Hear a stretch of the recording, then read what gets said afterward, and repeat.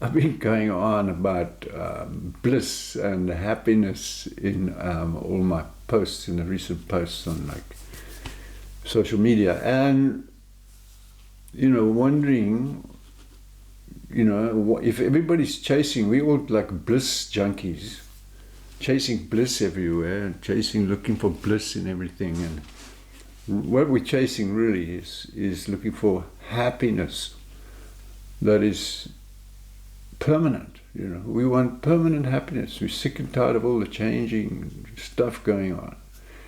And I mean, what we don't realize is for the changes to appear, there has to be something permanent, something changeless, and self-knowledge points out that there is something permanent in amongst all that's changing. Like, we've been through some serious changes recently, and like everybody's running around holidaying, vacationing everywhere and going completely crazy, which, I mean, it's fantastic. We can do it now again. And so, but like looking for the changeless in all that is changing, we don't realize.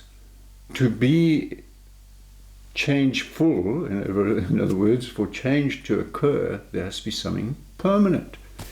And the knowledge, yoga knowledge, self-knowledge, Atma Vidya has always pointed out that there is something permanent, there is something still unchanging. Not only that, it points out that you are that permanent, unchanging bliss, stillness. But we don't know that, guys.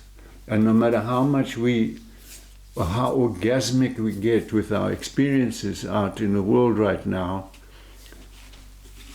we've been experiencing bliss and happiness our whole lives. All the time we're experiencing bliss, happiness, but we're attributing it to things in the world, right? And that's what we do. But the one thing that I thought about this morning is, happiness ever come along, or bliss ever come along and said, hey, this is what I am, Has bliss, happiness ever told you the nature of itself? Never. The experience is blind. Experience is blind. We never get to understand the nature of what we are experiencing. Experiencing happiness and bliss in everything right now, going around the world, having a great summer, doing everything, is anything in the orgasm telling you why you get so blissed out and so, ecstatic? Why? Nothing in the orgasm, no matter how blissful it is going to ever tell you. And creation doesn't tell you either. The whole universe isn't telling us. So what is bliss? What is happiness? That's the key. And so, like, getting carried away in all these things, even in practices of yoga and meditation and spirituality, it doesn't matter how orgasmic the practice is, it still won't tell you the nature of what you are experiencing. Someone just said, Amy, who's joined, says, the freedom of travels feels like it frees my soul. Yeah, well, of course, because you are the freedom itself, but we don't know that. She says, I can be alone and feel life in a new place, a new environment. It's hard not to get absorbed in it. Perfect, of course. That's perfect. And that's all that we should be experiencing, and totally, engaged and engulfed in bliss all the time. But the problem is we attribute it to things, we attribute it to experiences, places, destinations, not realizing that you are the destination. You are the ultimate destination of everything. The bliss in everything is yourself, but you don't know what bliss is. Not you only, we don't know what bliss is until it gets pointed out. And this is what a yoga teacher's job is nowadays. Modern yoga teacher's job is to point out what you are experiencing as bliss. It's no good just saying, oh, come and connect to yourself. Come and connect to the bliss. Come and connect to your higher self. Who is this I that's going off and traveling all over the world to go to a retreat in Costa Rica or wherever to go and connect to myself? What is that? If I already am self, what am I connecting to? You know? And that's what the teacher's job is, to point it out, not just put me into practices, into an orbit around the bliss, you know? Because I've been orbiting bliss my whole life. My happiness, I've been orbiting happiness my whole life. You know, I want to know what happiness is. I want to know what bliss is. And that's where... So Amy says, I heard those who run from place to place are controlled by their monkey mind. It's very hard for me to tame my rajasic nature. Ah, that's beautiful. You know, well, that's the key, you know. How to calm, you don't have to control or calm anything, you know. Once you understand yourself as the freedom itself, already, you know, there's nothing to control, nothing to calm down, and just enjoy it all for its own sake, you know. But thinking it's in a practice, thinking it's in some destination, in like some beautiful Greek island, you know, what happens when we get there? We're with ourselves, and that's the beauty of it. And it's the same in deep sleep, you know. In deep sleep, you're going to yourself every night. How many hours? Last night we woke up like 6 o'clock this morning. We went to bed at 9. You know, so like bliss for how many hours, you know?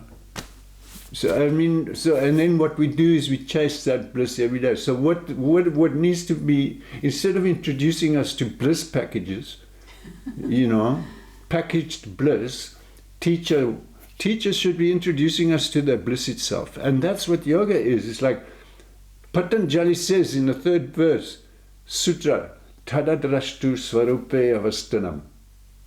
The seer yoga, yoga chitta vritti nirodha, yoga happens when the seer abides in their true nature. So the whole trip is to know your true nature. Without knowing your true nature, there's no yoga, because you keep on identifying with some new idea. And what happens is, when we get blissful, along comes the I and says, oh, I'm feeling so blissful. Meanwhile, there's bliss, nothing but bliss 24/7, but we keep attributing it to everything. We keep attributing bliss to ideas of happiness, you know, or things in the world. But the things in the world never tell us what bliss is. Yeah? The things relative to us never tell us what bliss is. And that's the whole trip. It's not meant to. Creation is just here to remind you that you are the bliss itself. It's a metaphor for you to get reminded constantly that you are the bliss itself. So whatever you're enjoying, enjoy it, knowing that you are the bliss itself. But if you want to know more than that, and you want yoga to be complete, meditation to be complete, know yourself. And this is where we get self-knowledge. Until I learned this from my teachers, I knew squat, okay? You know, well, like we all know squat about bliss, squat about happiness, squat about anything in this creation. You know? And it's no good enjoying everything, you know, and the reality, when you are the reality itself, right? All you're doing is being a tourist in your own backyard, you know. Get to know the reality, and this is self-knowledge. It's a teaching. You can't read it in books. You can't get it in practices. It doesn't come like that. The practice doesn't tell you, hey, I'm the bliss itself. It doesn't. Nothing can tell you. Only the teacher has ever told the person. Another person. You need another person who is experiencing it 24/7 to tell you the nature of bliss, the nature of happiness is yourself. But we don't know what this is. You can call it happiness, bliss, but it's just another word, another name. It doesn't tell me the truth. It doesn't tell me the truth of my pure, unchanging nature. So for everything to be changing all the time, there has to be something permanent. What is that permanence? That permanence is self. But what is self? We keep taking self to be a name, an idea, a notion that we have. You know, and just like happiness, We superimpose our ideas on one word, I, and then we take it to be real. And we superimpose our ideas of happiness on the whole creation, on everything in happiness. Is chocolate saying, hey, come, I'll make you happy? We do it. We superimpose. Is the Greek island saying, come, I'll make you blissful and happy? No, we do it. We superimpose our ideas on it. And then when it gets taken away, we wonder, wow, what happened to my happiness? You know, because it's going to get taken away. Everything relative can't last. It's you know, the only time you can have reasonless happiness, you know, in other words, happiness for no reason, which is real happiness, is when you know it's yourself. Then there's no more reasons. You are the reason. So have the best time, enjoy it, beautiful, everything's great. You know, but get to know yourself, then you enjoy the whole thing. The whole totality of enjoyment is available.